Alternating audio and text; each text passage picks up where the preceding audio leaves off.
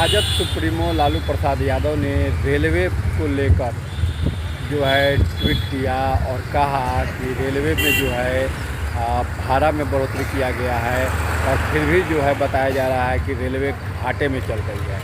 तो इस ट्वीट के बाद जो है बिहार में राजनीति काफ़ी गर्म हो गई है और एक लगातार बीजेपी के नेताओं के बयान आने शुरू हो गए हैं। इस क्रम में बिहार के उप मुख्यमंत्री सम्राट चौधरी, विजय सिन्हा, मंगल पांडे सहित बीजेपी प्रवक्ताओं ने जो है लालू प्रसाद यादव पर जो है जुबानी हमले शुरू कर दिए। तो वही राजद जो है लालू प्रसाद यादव का बयान का जो है समर्थन करते हुए नजर आ रही है। क्या कुछ कहा है सभी ने, आपको छोड़ जाते हैं सभी के प्रतिक्रियाओं के साथ। बने रहिए न्यूज मंच के साथ। न्यूज मंच के लिए विशाल वैभव, पटना। भारतीय जनता पार्टी का रेल मंत्रालय और भारतीय जनता पार्टी का रेल के माध्यम से लूट का यात्रा कार्यक्रम, लेकिन इस पर भारतीय जनता पार्टी के नेता तिल मिलाने की जगह सच और सच्चाई से अवगत होकर के जवाब देने का काम करते हैं। विजय सिन्हा जी, सम्राट चौधरी जी, आपको भी पता है, सबको पता है कि यात्री किराया कम करते हुए लालू प्रसाद जी ने रेलवे को 90,000 करोड़ रुपए का मुनाफा देने का काम किया था। रेलवे को यात्री सुविधा से पूरी तरह से लैस किया था। यात्रियों को रेलवे किराया घटा करके जो सुविधाएं प्रदान की थी वो स्पष्ट रूप से दिखता है और यात्री सुरक्षा भी बेहतर थी, एक्सीडेंट भी कम होते थे। लेकिन हाल के दिनों में एक्सीडेंट भी तेजी से बढ़े हैं। यात्री सुरक्षा के नाम पर जो रेल यात्रा में अलग से पैसे लिए जा रहे हैं वो भी दिखते हैं और साथ ही साथ कंफर्म टिकट के नाम पर किस तरह से लूट हो रहा है ये भी दिख रहा है। लेकिन इस संबंध में जब सच और सच्चाई से अवगत कराया जा रहा है तो बेचैनी हो रही है। बेचैनी का कोई मामला नहीं है। सच और सच्चाई को जानने का प्रयास कीजिए और इस सच्चाई का जवाब दीजिए। अनर्गल प्रलाप मत। एक बयान भी जारी किया है, उसमें उन्होंने कहा है कि रेलवे तो बेच दिया गया, अब पटरी भी बेच दिया जाएगा और इसके बावजूद भी रेलवे घाटा में चल रहा है। अरे यार क्यों? श्रीमान लालू प्रसाद यादव राजनीति के सबसे थोड़ा सा ऐसे कर, हाँ, ये सबका आएगा। भ्रष्टतम व्यक्ति में उनकी गिनती है।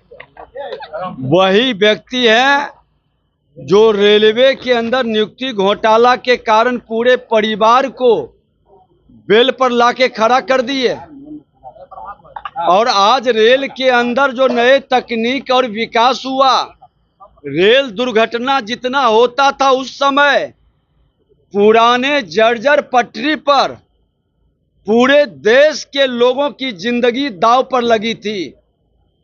आज रेल के अंदर यात्रा सुरक्षित हो गया और कुछ आताताई आतंकवादी उग्रवादियों की मानसिकता से एक्सीडेंट का जो कुचक और गलत प्रभाव के कारण वो प्रभावित होकर खेलना चाहते हैं। आज उस पर भी लगाम लगाने के लिए नए तकनीक से भारत सरकार, देश के माननीय प्रधानमंत्री नरेंद्र मोदी जी के नेतृत्व में आतंकवाद उग्रवाद पर अंकुश लगा है और लोगों की जिंदगी सुरक्षित है। भ्रष्टाचार मुक्त वातावरण बनाने का प्रयास हुआ है।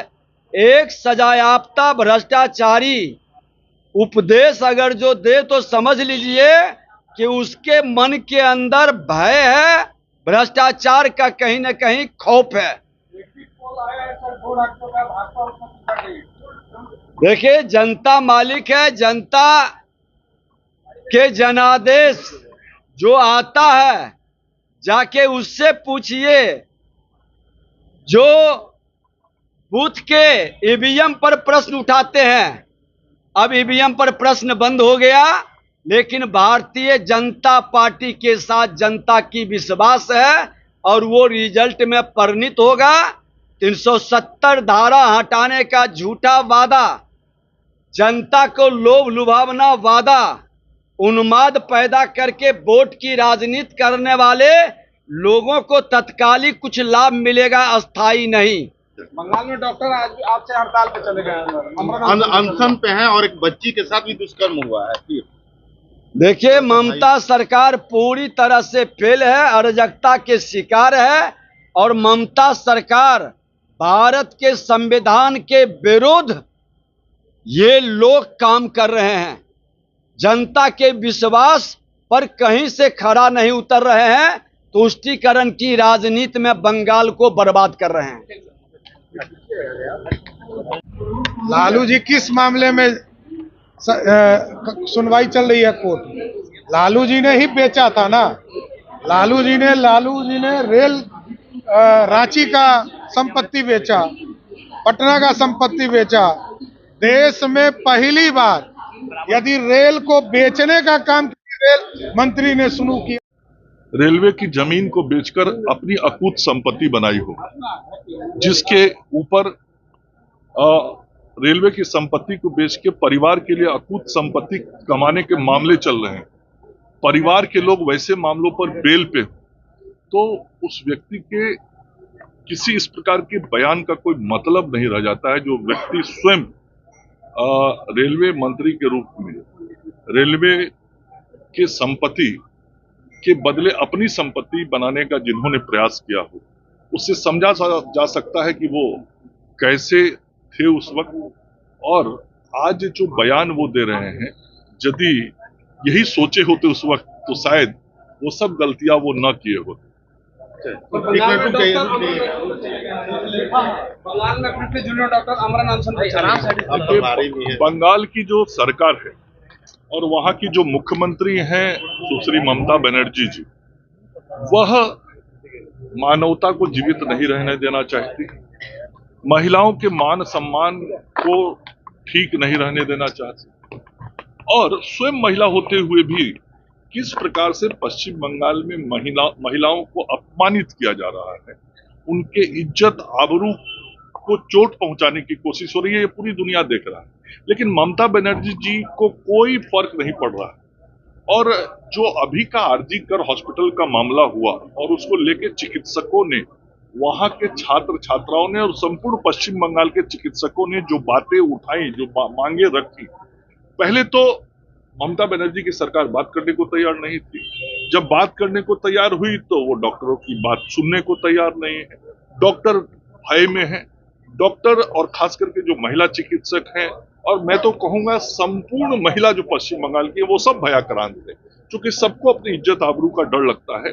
और हमारे जो चिकित्सक अपनी वाजिब बातों को वहां सरकार के सामने कह रहे हैं, रख रहे हैं, वो ममता बनर्जी सुनने को तैयार नहीं है। इसलिए तैयार नहीं है कि जो पूरा घटनाक्रम आरजी कर का हुआ था, उसमें जो उनके नजदीक के लोग फंसे हुए हैं, टीएमसी के लोग, उनको बचाना ही उनका मकसद है। और अब इससे बड़ा बात क्या हो सकता है कि जिस बच्ची की हत्या हुई थी,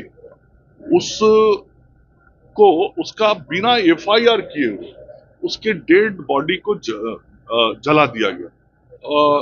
तो ये तो सीधा सीधा सबूत को समाप्त करने का सरकारी पहल था। और सरकार के संरक्षण में इतना बड़ा काम ममता जी के नाक के नीचे कलकत्ता में हुआ, तो क्या बिना उनके इशारे के हुआ? सब उनके इशारे पे हुआ। और अभी भी हमारे चिकित्सक यही चाहते हैं पश्चिम बंगाल के कि सत्य की जीत हो, न्याय मिले, और जो दोषी हैं उन पर कार्रवाई हो और आगे वो सुरक्षित रह सके।